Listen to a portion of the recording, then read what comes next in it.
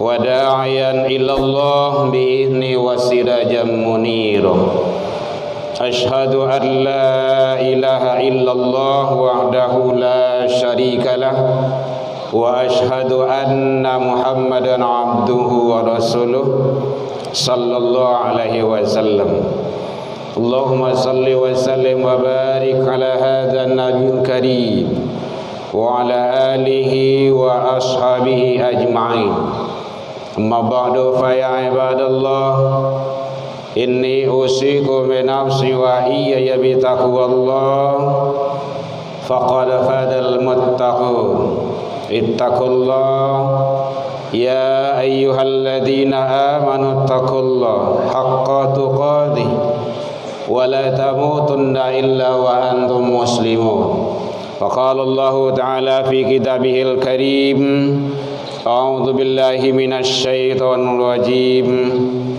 بسم الله الرحمن الرحيم يا أيها الذين آمنوا اتقوا الله ولتنظر نفس ما قدمت لغد واتقوا الله إن الله خبير بما تعملون.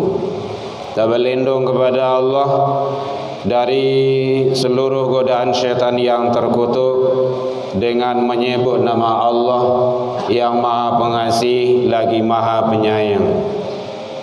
Hendaklah hai orang-orang yang beriman, kata Allah, hendaklah setiap diri,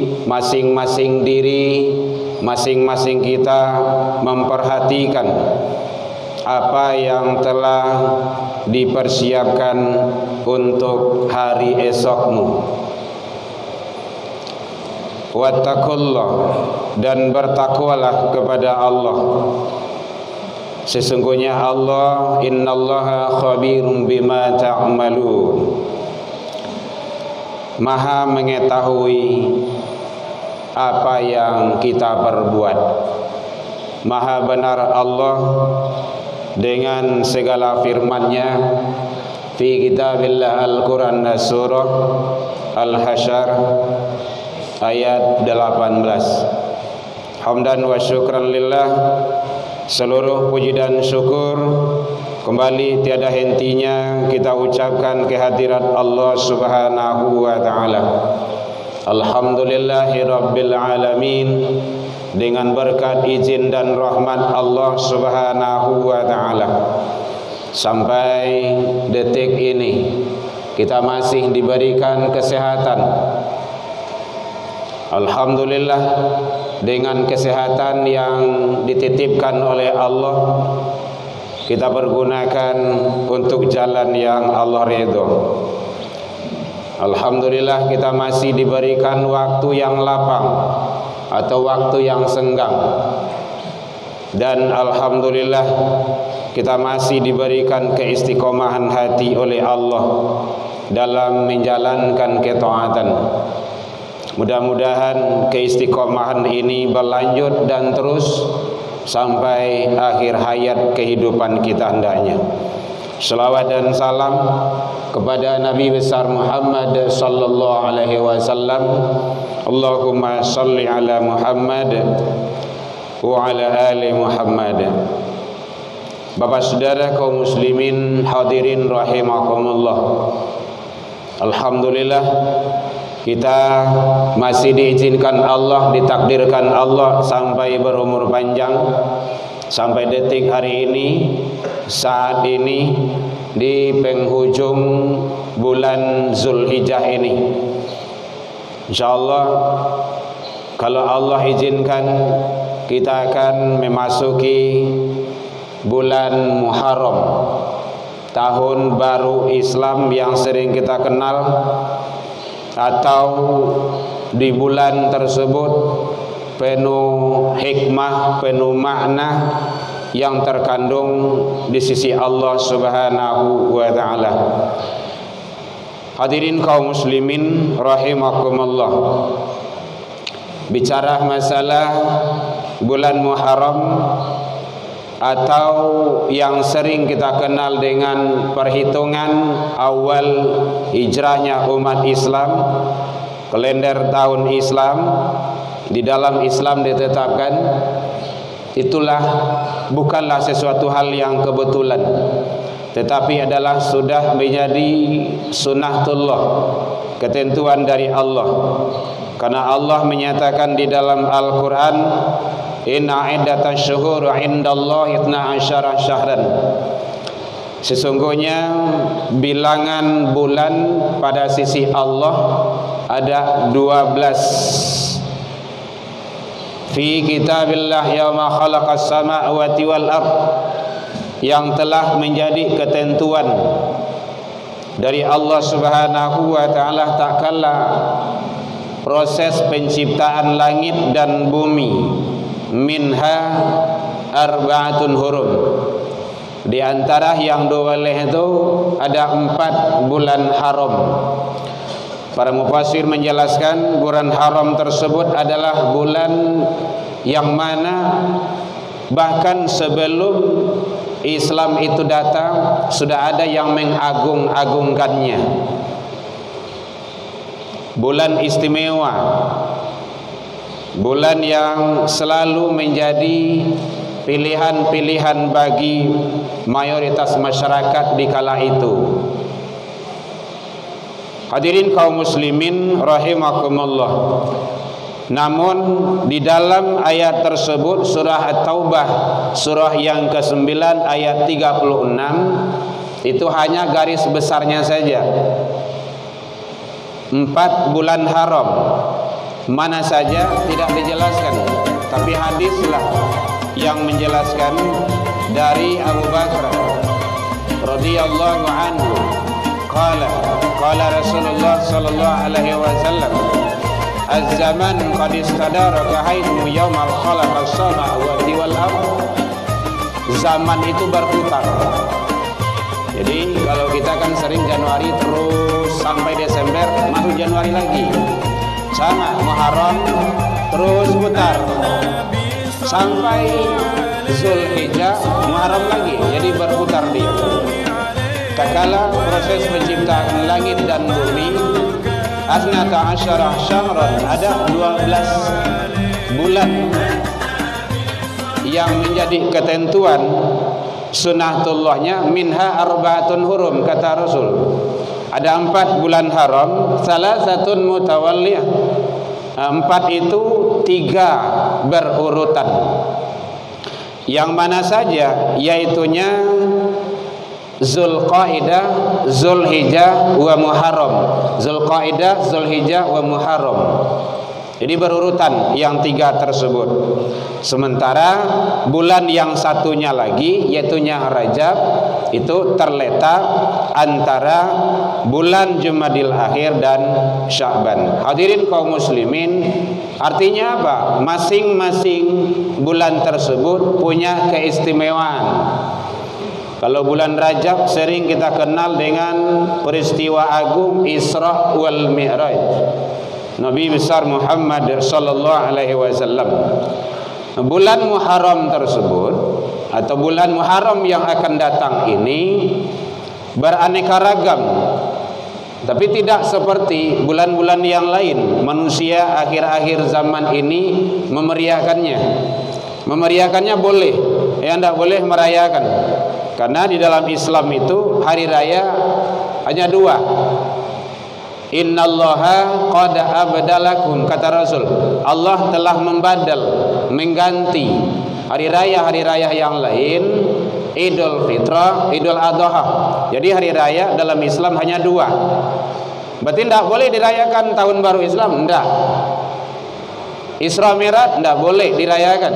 Maulid Nabi juga tidak boleh, apalagi kalau ulang-ulang tahun yang lain. Tapi kalau diperingati boleh. Atau dalam bentuk yang lain, syirah nabawiyah, atau kegiatan-kegiatan lainnya mengisi, dalam rangka mengisi, menyambut, membuka sejarah kembali peristiwa hijrah, ya terserah. Yang penting kata-kata hari raya itu tidak boleh. Kenapa? Karena nanti ada nilai-nilai spiritual di dalamnya ibadah. Idul Fitri, Idul Adha itu kan ada diawali dengan sholat. ada hal-hal tertentu, ada khutbahnya. Kalau Muharram kan tidak ada. Nuzul Quran Isra Mi'raj kan tidak ada diawali dengan kegiatan-kegiatan tertentu. Bahkan kalau diperingati atau tidak jadi masalah. Dan itu bukanlah sesuatu hal yang menjadi kewajiban. Tetapi dengan kita membuka kembali sejarah perjuangan para rasul, para khalifah, para nabi-nabi Allah, berarti kita semakin dekat dan semakin tahu bagaimana perjuangan yang dilakukan oleh penegak-penegak kebenaran itu. Ternyata sesuatu hal bukanlah yang mudah.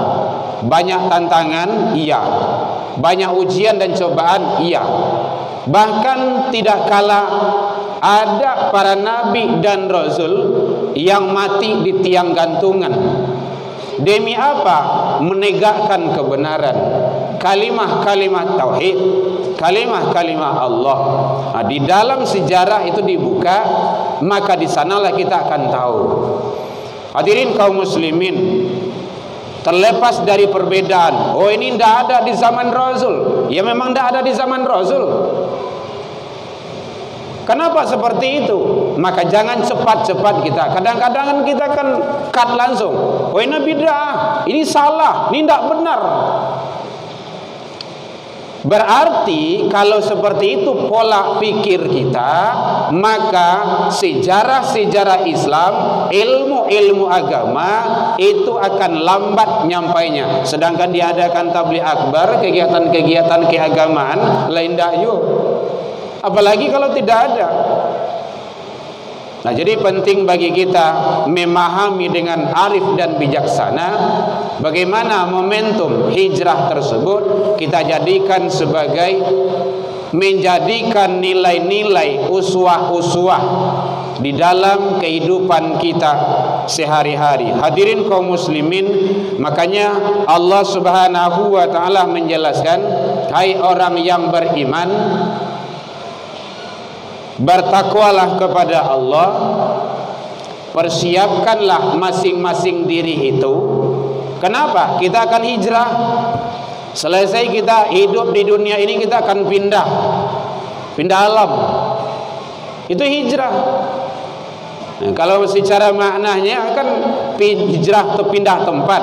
Kalau Rasul dulu dari Mekah ke Madinah. Tapi hakikat hijrah itu kata Rasul, al-hajaru man hajara mana Allahu anhu, meninggalkan seluruh apa yang dilarang oleh Allah. Itu hakikat hijrah. Apalagi kehidupan kita ini seluruhnya tidak lepas, akan dipertanggungjawabkan. Ma yalfadu min qaulin illa ladai raqibun atid. Ini tidak ada lepas. Ucapan-ucapan satu kata, jangan satu kata, satu huruf yang keluar dari mulut kita ini akan dipertanggungjawabkan itu di sisi Allah. Allah akan minta itu.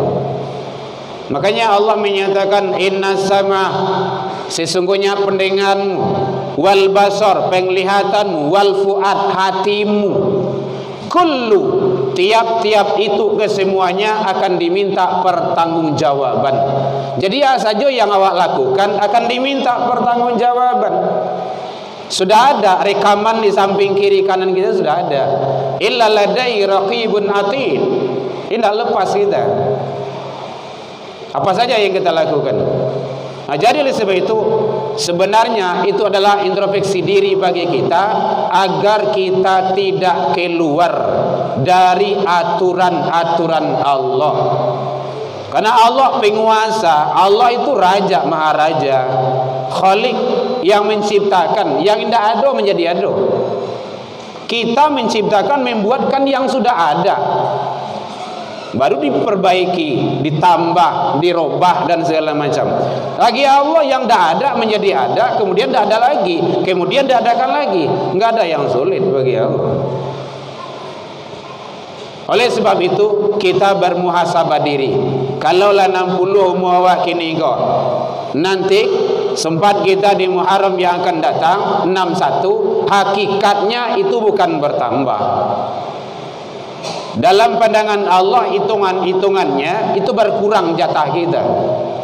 Kalau kita 65, besok sudah 61, 4 tahun lagi jatah kita, kehidupan kita. Semuanya itu akan dipertanggungjawabkan. Yang kita lakukan di dunia ini, hadirin, di dunia awak kerajuan, di dunia awak lakukan, pertanggungjawabannya nanti di akhirat, bukan sekarang. Nah, jadi oleh sebab itu, mari kita, diri kita, keluarga kita, sanak famili kita, karib kerabat kita, umat, tugas kita menyelamatkan bapak-bapak, ibu-ibu, bapak-bapak hadirin kaum muslimin atau ibu-ibu yang di rumah, selamatkan keluarga kita. Masanya sekarang menyelamatkan diri, tidak ada lagi. Entah kapan kita akan mengembuskan nafas yang terakhir, kita kan tidak tahu. Jangan kita berharap hidup selamanya, tidak. Tidak ada yang kekal di dunia ini, tidak ada. Yang bakal itu tidak ada. Dia akan fana, akan lenyap. Nanti semuanya akan dipertanggungjawabkan. Ma yalfadhu min qaulin illa ladaihi raqibun atid. Tidak ada yang lepas. Kita ngetik handphone itu, huruf per huruf yang kita ketik di handphone kita masing-masing itu akan dipertanggungjawabkan di sisi Allah. Saja yang awak kirim, apa saja yang kita posting, maka hijrahlah kepada yang lebih baik. Jangan kita merasa cukup dengan yang ada. Salat 5 waktu sudah, kita tingkatkan hijrah. Kalau assalamualaikum mungkin awak jarang salat ke masjid, kini tingkatkan, datangi masjid, salat berjamaah. Kenapa? Aqimus shalah, dirikan salat, wa atuz zakah, tunaikan zakat, warka'u ma'raqiin. Sebagian ulama menyatakan salat berjamaah wajib. Karena warka'u ma'raqiin di sana, dan rukuklah bersama orang-orang yang ruku. Siapa yang ruku? Salat berjamaah itu. Jadi oleh sebab itu, bersyukurlah hadirin kalau lai rumah dakik di rumah saji, tidak harus tunggu pensiun. Jangan sakit dulu baru ke masjid. Pergunakan masa sehat kita, hijrah kepada yang lebih baik. Setidaknya al-hijratu i'tiqadiyah, secara keyakinan, kepercayaan yang bertentangan dengan keyakinan dan kepercayaan aturan Allah, tinggalkan itu. Tidak perlu dipakai. Seluruh keyakinan dan kepercayaan yang bertentangan dengan aturan Allah, tinggalkan. Tidak perlu. Setidaknya. Kemudian yang kedua, al-hijratu fikriyah, hijrah berpindah kita secara pola pikir yang tidak cocok dengan syariat, aturan Allah. Ini tidak baik, ini tidak benar, ini bertentangan dengan aturan Allah dan Rasul, tinggalkan. Tidak perlu. Kemudian termasuk juga yang ketiga, syu'uriyah. Syu'uriyah di sana adalah bentuk perasaan. Assalamualaikum, awak mencari kemungkaran biasa saja. Sekarang tidak senang kita melihat kemungkaran tersebut. Mudah-mudahan Allah memberikan yang terbaik kepada kita dalam mengharungi kehidupan ini menuju kampung yang abadi kita di akhirat kelak. Faktabiru ya